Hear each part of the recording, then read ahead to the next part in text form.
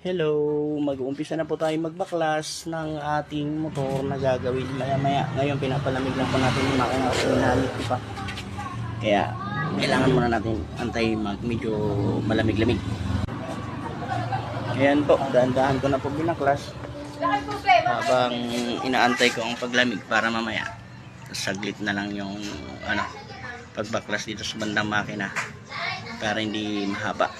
Guys, mag-umpisa na tayo magbaklas dito sa tapid natin para maaga tayo matapos kung matatapos na natin. Let's go! Tunahin natin tanggalin yung top.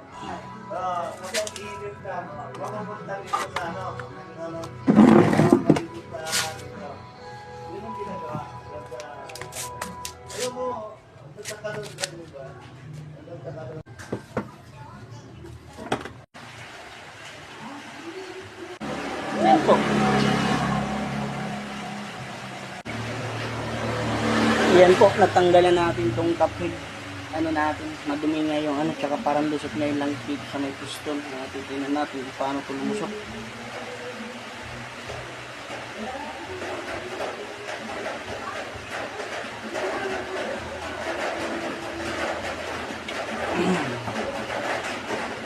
Tingnan po natin. Ito na po pala yung itsura ng natin, loob.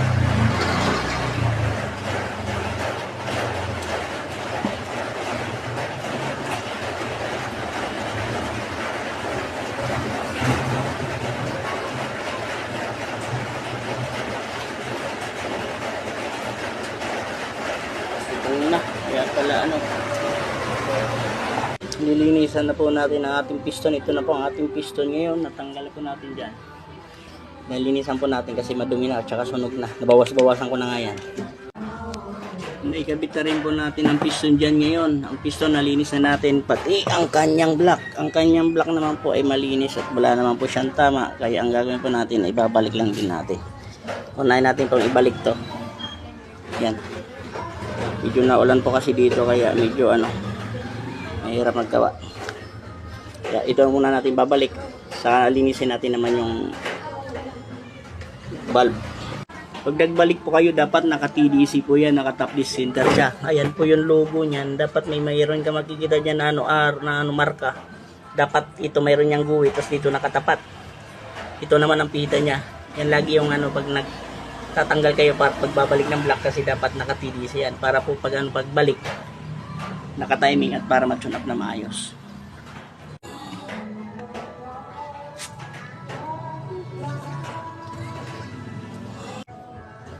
Yan po, tingnan nyo, madumi na. Wala siyang tagas, pero kailangan po natin linisin para mabalik na natin. Try natin linisin yan. Hirap talang magbaklas ng makina. Ang kalat-kalat. Sus. Nuras naman kung ito matatapos.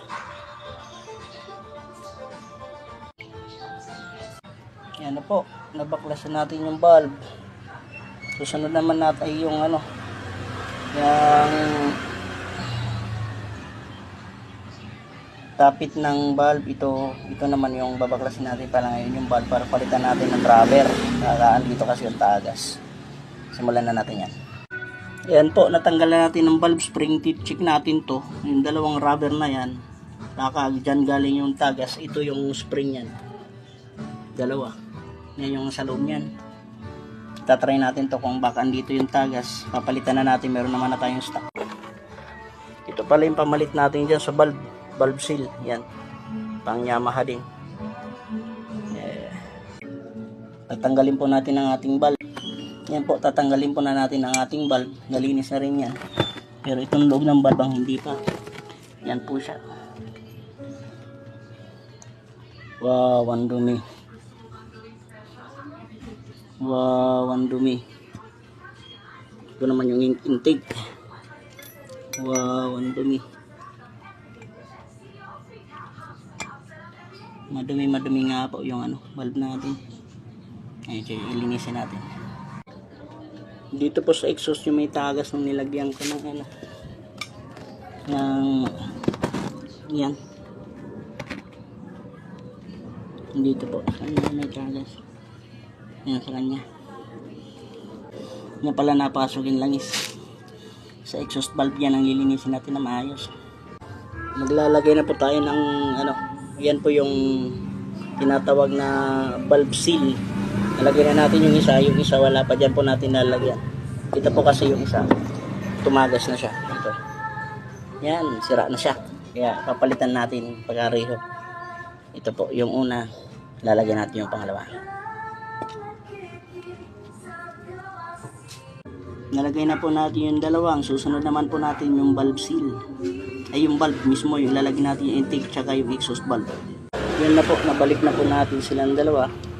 Ngayon, ang ilalagay naman natin, yan na po yung valve. Yung spring nya, babalik natin yan. Magli-leak check po tayo ngayon. Lalagyan po natin na lang, tingnan natin yung gasolina kung magli-leak. Malayo pa. Layo pa to pre, nandito to, Laguna, malapit sa San Pedro. Sige lang, may pang ginagawa pa sa parang Henry. Wala na po, wala na po ang leak. Wala pa, inantay ka nga namin eh. Dito na tayo sa exhaust. Mga ano lang yun, nagpaparinig lang sa amin yan ni parang Henry, akala nila papatulan namin. Doon sa may ano? Yan Doon sa po. may parlor? Sa exhaust naman, wala na po siya rin leak. Wala na siyang tagas. Nabalik na po natin yung dalawang valve ngayon. Ibabalik na po natin lahat ng tinanggal natin. Yan, balik na po natin yan sa loob ng ano, ng head. Yan. Yan po, nabalik na po natin yung dalawang valve. Ngayon, ilalagay na po natin yung pinaka-lock niya sa taas.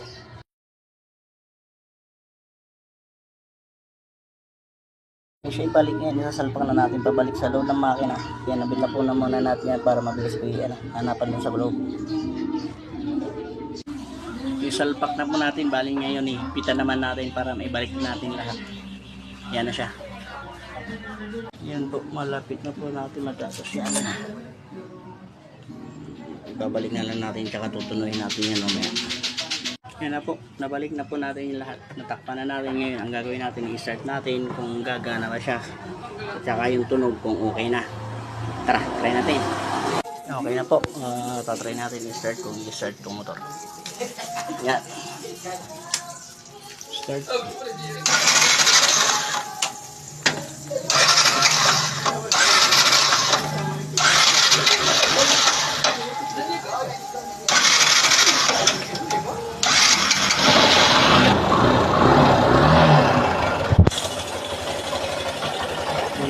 Start na.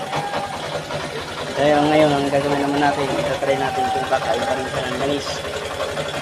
Pero gumana na siya. Ayan na siya, ready to use na para bukas.